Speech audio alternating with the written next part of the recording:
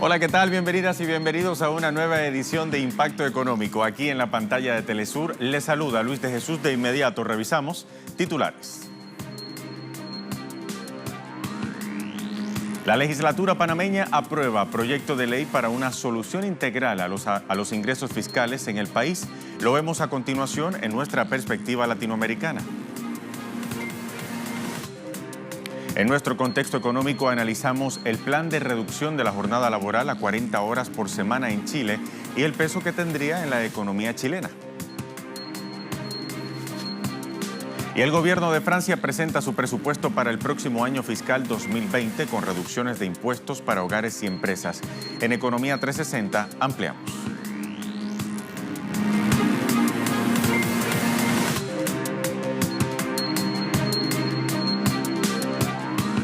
De inmediato iniciamos con América Latina en perspectiva, esta edición de Impacto Económico. El Poder Legislativo en Panamá aprobó un proyecto de ley que busca ofrecer una solución integral a la situación de los ingresos fiscales en el país. La información en el siguiente material. La unicameral Asamblea Nacional Panameña aprobó el proyecto de ley 78 de amnistía tributaria general, que permitirá a los ciudadanos ponerse al día en el pago de sus obligaciones sin ser objeto de multas y recargos. De acuerdo al Ministerio de Economía y Finanzas, del 1 al 29 de octubre se concederá un periodo de condonación de intereses, recargos y multas entre el 100 y el 85%, dependiendo de la fecha en que se cancela la deuda. Además, se pretende con la ley de amnistía tributaria sumar más contribuyentes panameños y que regularicen su situación ante la Dirección General de Ingresos. El Instituto Centroamericano de Estudios Fiscales señala que Panamá ha sufrido una caída de la carga tributaria desde el 11.2% registrado a finales de 2010 hasta el 8.4% estimado para 2019. Durante el primer semestre del presente año, los ingresos tributarios sumaron $699 millones, un 18.7% menos de lo presupuestado. La vicepresidenta de Venezuela, Delcy Rodríguez, denunció ante la Asamblea General de Naciones Unidas las ilegales medidas unilaterales aplicadas por el gobierno de Estados Unidos contra su país y las intenciones que tiene Washington de preparar desde Colombia una agresión militar. La alta funcionaria destacó que entre 2015 y 2019, Washington ha decretado más de 350 medidas coercitivas unilaterales contra Venezuela, que incluyen el robo de recursos del país en el exterior y el bloqueo financiero y comercial, atentando contra la salud y educación del pueblo. También la funcionaria desmontó la denuncia del mandatario de Colombia, Iván Duque, sobre la supuesta presencia de grupos irregulares en territorio venezolano. Y se estima que entre el año 2015 y 2018 las pérdidas para la economía venezolana alcanzaron los 130.000 millones de dólares por el brutal bloqueo financiero impuesto por el gobierno estadounidense, que solamente significa un robo descarado y despojo de nuestros recursos. Vamos a cambiar de contexto, nos vamos ahora al Cono Sur. El desempleo en Argentina creció 5 puntos durante el gobierno del presidente Mauricio Macri, según un informe difundido por la Universidad Nacional de Avellaneda. Desde diciembre de 2017 hasta la fecha, se acumula una pérdida de 233.000 puestos de trabajo, lo que equivale a 14.347 empleos por mes, 3.347 por semana, 478 puestos de trabajo por día, 40 por hora y 90 empleos perdidos por segundo. También el salario mínimo por trabajadores registró una caída del 12%. Estos datos tan altos de desempleo han ocasionado el cierre de más de 10.000 empresas en los últimos 18 meses en ese país. Vamos ahora al Caribe insular. La Federación de Maestros de Puerto Rico denunció el deterioro de los planteles escolares en varios municipios de la isla. La queja de la organización incluye filtraciones severas en los techos e incluso en algunos casos están al descubierto los salones de clase. Entre los centros educativos afectados se encuentran el Instituto Tecnológico de Ponce, la Escuela Vocacional Miguel Such de San Juan y la Escuela Margarita Llaner de Guaynabo.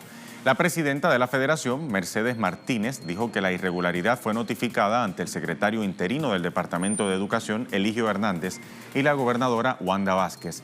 La federación denuncia que el gobierno puertorriqueño ha vendido escuelas, pero los recursos obtenidos no han sido invertidos en las reparaciones urgentes de los planteles restantes en operación. El gremio también critica que se hayan otorgado subsidios a empresas educativas privadas al ceder planteles por una renta nominal de $1. Importante también señalar que en los últimos 4 años se han cerrado más de 800 escuelas públicas en la Isla del Encanto. La empresa española Iberdrola abrió en México su primera planta eléctrica para el mercado mayorista. La planta de ciclo combinado, que lleva por nombre El Carmen, se ubica en el estado de Nuevo León y el costo de inversión ascendió a $450 millones. Tiene una capacidad instalada de 866 megavatios y cuenta con modernas turbinas de gas, de acuerdo a la compañía española. También la planta suministrará a clientes industriales energía muy competitiva y amigable con el medio ambiente. El proyecto también constituye un ejemplo del trabajo conjunto entre el gobierno y la empresa privada.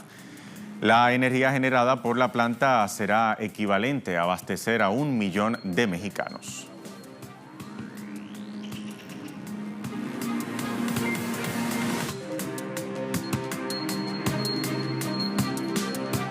Vamos a hacer una primera pausa aquí en nuestro Impacto Económico. Al regreso revisamos En Contexto Económico y le hablamos de Chile y del proyecto de ley que busca reducir la jornada laboral a 40 horas por semana. Los detalles a la vuelta.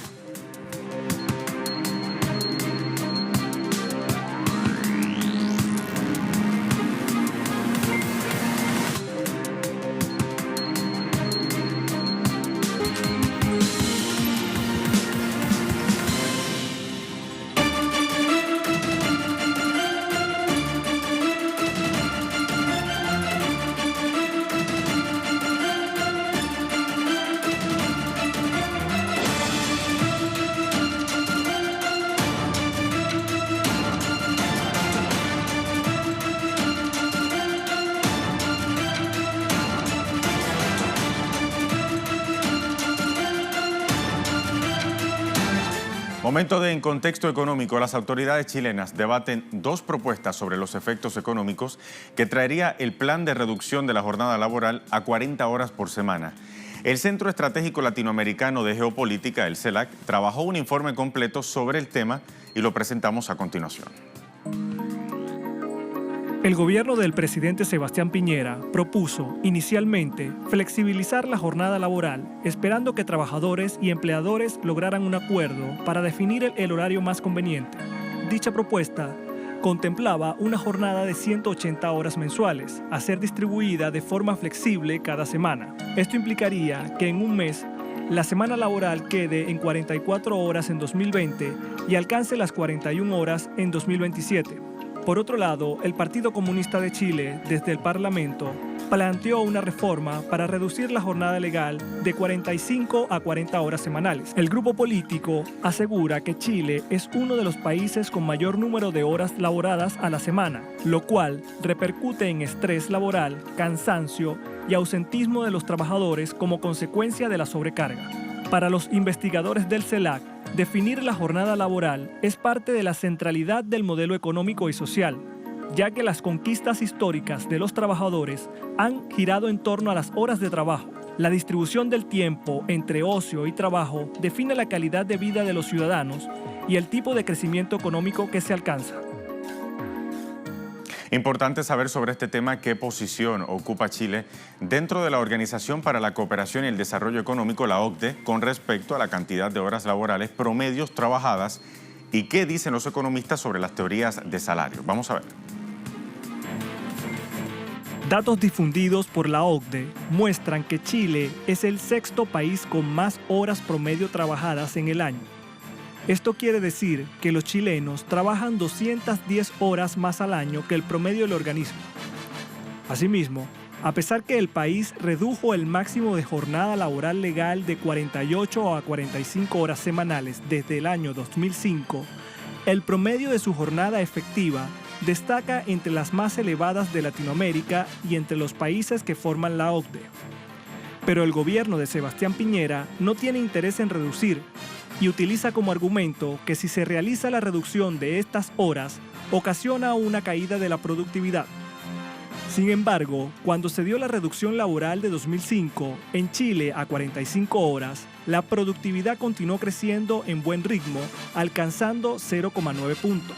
Los economistas Shapiro y Stiglitz explican una teoría sobre los salarios de eficiencia. Coinciden en que si se implementan mayores salarios para los trabajadores y se mejoran sus condiciones, ellos están dispuestos a entregar más esfuerzo y esto conducirá a aumentos en la productividad laboral. Ahora bien, los investigadores del CELAC también proyectan los posibles escenarios frente a la política de flexibilización de la jornada laboral del gobierno. De acuerdo a los investigadores del organismo, el gobierno chileno está dispuesto a bajar a 41 horas, siempre y cuando exista flexibilidad en la contratación. Con ello, se busca dotar de todas las herramientas a la patronal para que pueda ajustar el horario laboral de tal manera que se minimice el costo salarial. Incluso señalan que el Ejecutivo puede dejar la puerta abierta para que se facilite el incumplimiento de la norma y se hace mucho más difícil para los órganos de control verificar que se esté cumpliendo la normativa. En contraparte, el CELAC también publica en su informe 2 posibles escenarios sobre los efectos macroeconómicos de aprobarse una jornada de 40 horas. En el primer escenario, por ejemplo, los empleadores deberán compensar la menor jornada legal con el pago de horas extras de tal forma que no se altere la producción. El efecto se traduciría en el pago de horas extras a los trabajadores o, en su defecto, contratación de nuevos trabajadores. En cualquier caso, el salario por hora o el monto total del valor agregado que va hacia los salarios aumentaría el empleo general y con ello también los salarios. Es decir, en el corto plazo se generará un aumento de los salarios en el PIB. El caso poco probable es que las empresas decidan no contratar más horas extras y decidan ajustar la producción a nueva jornada para mantener el costo fijo. Con ello, el tiempo de ocio aumentará y el salario por hora de los trabajadores también lo haría. Aunque las empresas no están dispuestas a producir de todas formas, en el mediano plazo, un mayor ocio está asociado a mayor consumo.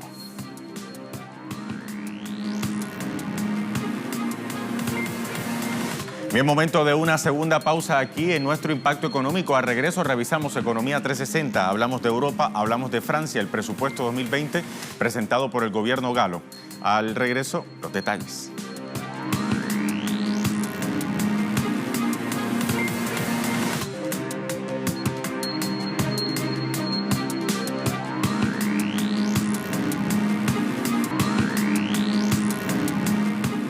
Bien, cruzamos las fronteras de América Latina, Economía 360 en Francia. El gobierno de Emmanuel Macron presentó el presupuesto para el próximo año 2020 con reducciones de impuestos para los hogares y para las empresas. En la siguiente historia ampliamos los detalles. El ministro de Finanzas de Francia, Bruno Le Maire, presentó el presupuesto del país para el año 2020, con recortes de impuestos. En ese sentido, Le Maire dijo que los hogares verán que su carga tributaria se reducirá el próximo año en 9.300 millones de euros, incluida una reducción de 5.000 millones de euros en el impuesto sobre la renta. Mientras tanto, las empresas verían sus impuestos reducidos en casi 1.000 millones. Este presupuesto es uno que, como todos los instrumentos presupuestarios, toma decisiones políticas. Y dentro de este presupuesto 2020 hay algunas opciones políticas simples y claras que me gustaría recordarles. La primera es sobre los recortes de impuestos. Es esencial para nuestras empresas, pues de otro modo carecerían de competitividad con respecto a las empresas. Habrá recorte de impuestos por 1.000 millones de euros para 2020.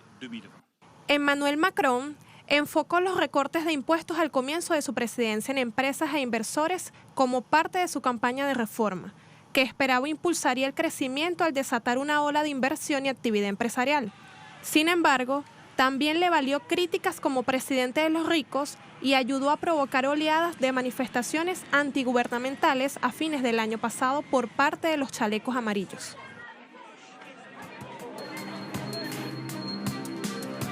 En otras informaciones, en Japón, empresas de catering reducen sus desperdicios de alimentos comestibles.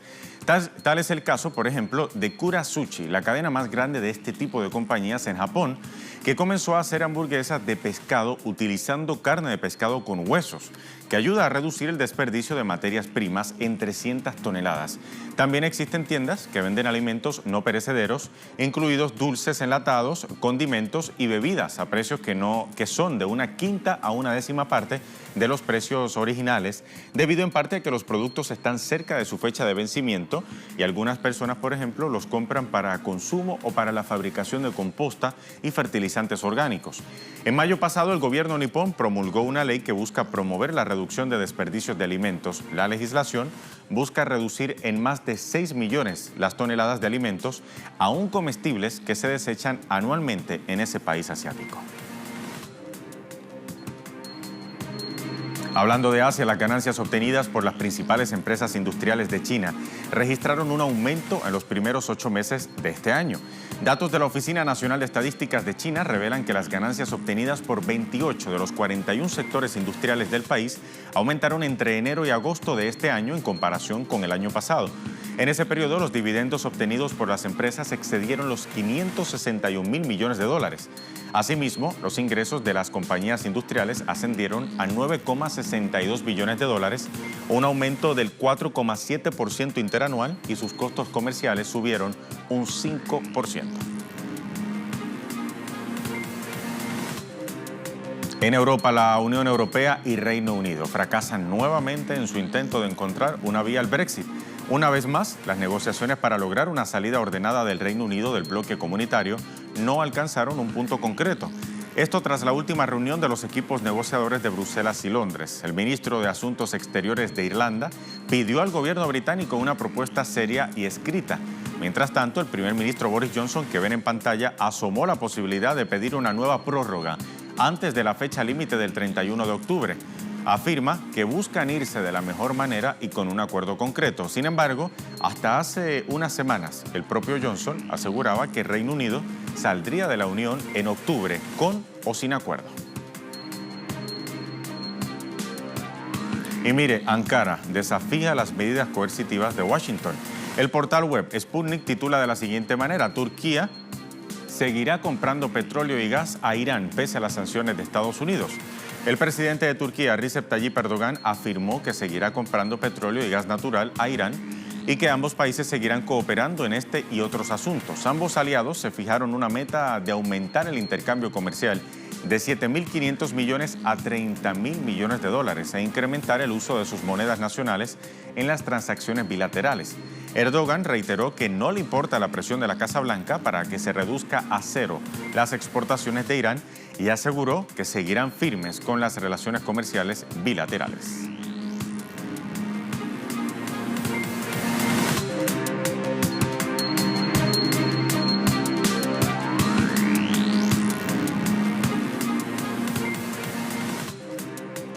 Bien, vamos a revisar los indicadores del precio del crudo al cierre de la jornada de este viernes. Lo hacemos como de costumbre revisando el precio del WTI de Texas, que marca este viernes el barril 56,17 dólares, se encuentra a la baja. Vamos a revisar el barril del Brent de referencia en Europa, que marca 61,19 dólares, también se encuentra a la baja. Revisamos entonces el barril de petróleo venezolano, que marca hoy 411,54 yuanes, con una subida de 7,07 yuanes. Con esto llegamos al final de esta edición de Impacto Económico. Síganos en redes sociales, en Twitter, @TelesurTV, @TelesurImpactoE. Hasta la próxima.